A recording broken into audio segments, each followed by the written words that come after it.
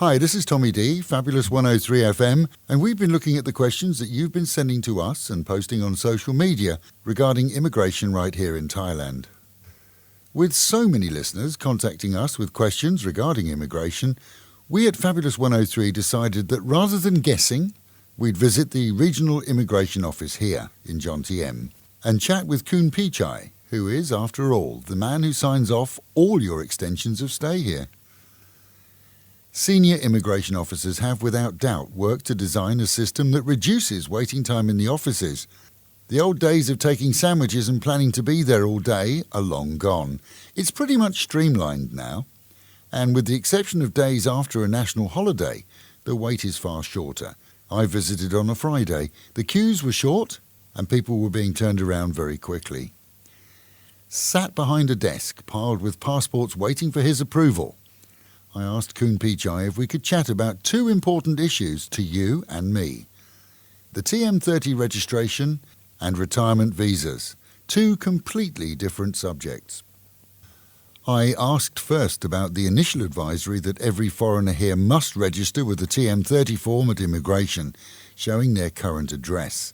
The TM30 form allows a non-Thai to report themselves as living at an address here in Thailand. When the TM30 form was first being reintroduced, we were told that everyone needed to re-register every time they left the province and returned. So even if you just went to Bangkok for the night, you'd have to report. Kun Pichai asked me to separate those here on tourist visits, that's 1 and 2 months, and those who have 1 year either visas or extensions of stay, in order to answer the question. For those here on a 1-year visa or extension of stay, immigration is happy for you to register one time with the TM30 form, which is free. So when you move into a house or a condo, your landlord needs to report you via the TM30 form to immigration. He'll then get a receipt, and then you put that in your passport. And because we're reporting every 90 days, there's no need to re-register every time we leave our homes. So if you travel somewhere else, when you come back, you don't have to go and do a TM30 again. The exclusion from this facility is, of course, if you change your address. At that time, a new TM30 needs to be completed because you no longer live at the address to which you're registered. This amendment has been made to make life easier for expats living here on a permanent or semi-permanent basis. For visitors to Thailand, it's different. Tourists and those on 30 or 60-day visas are treated differently because what they have is not an extension of stay. When a visitor to Thailand stays overnight, their host must register them with immigration, even if they're only staying for 1 night. So if you have a house guest, it's your responsibility to process a TM30 form, and there's a fine if you don't. All guest houses and hotels must register guests.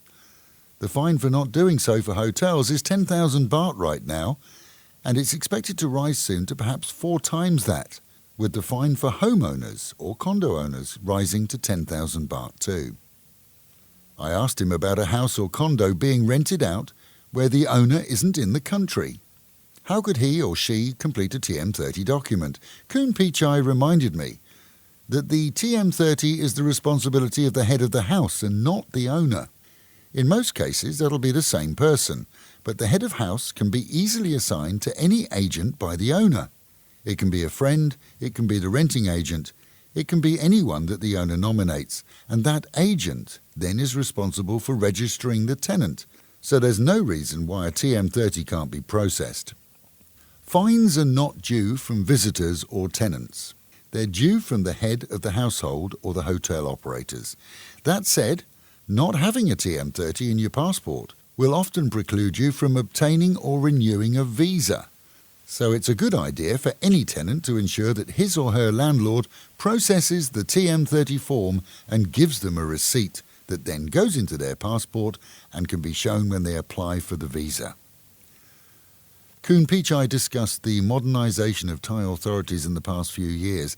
They've seen a nationwide database introduced which allows the authorities to trace non-Thais here, whereas before a lot of that was down to guesswork and legwork. That really doesn't affect you and me, but it's helped to track down people who are wanted in countries for crimes or wanted here for crimes, as the database is available to the police, to the tourist police, and of course the immigration police, who all work together. People wanted for crimes or other reasons have been quickly arrested and deported. And as he reminded me, the slogan still remains, good guys in, bad guys out. When I asked him the direct question, are you happy for Westerners to be here? His answer was yes, as long as they're the good ones. Along with visa changes, Thailand is seeing fewer problem foreigners and is working closely with Interpol and other authorities in a much more proficient manner. Then we chatted about the changes to retirement visas that have been the subject of so much chat on the internet and emails to us. The biggest issues seem to be the proof of monthly income or how much is needed and for how long if you're using savings to support your application. We're talking Chonburi province, of course, here, and in Jomtien, both a monthly income or adequate savings is acceptable. There's no question about that. But we do need to understand the way in which they can be accepted. Let's look at monthly income first. For a new application, a brand new application for a retirement visa, the applicant must be able to show at least 2 months of income either coming from overseas or traceable to a taxable source here in Thailand. After all, if you have an income here, even a pension, it's subject to tax. For the renewal of an existing retirement visa, that's an extension of stay, the applicant must be able to show 12 months' income in a similar manner. So for the first application, they give you leeway. After that, if you're claiming a monthly income, you need to be able to show it. The income too needs to be coming in within a few days of the regular date every single month.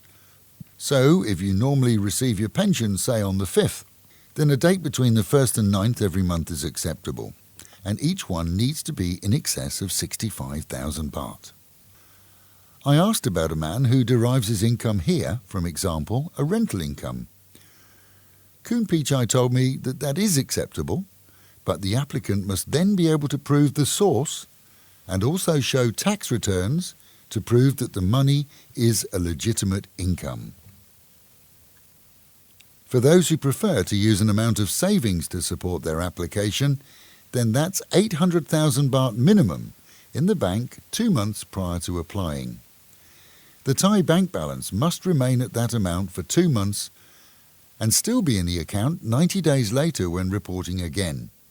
After that, the balance can be reduced to no less than 400,000 baht, until, of course, 2 months prior to renewing, when once again it must return to the above 800,000 baht level. Either method proves 2 things to immigration and to Thailand. 1, that you have enough money to live on, truly, and 2, that in an emergency there's no doubt that you will have sufficient funds to cover any costs, such as medical. So there you have it. Relief and ease for expats on the TM30 side, explanations of requirements for retirees here, and an immigration office that's worked to reduce waiting time to see an officer. If you have any questions regarding this report, you're more than welcome to contact us. Tommy@fabulous103.com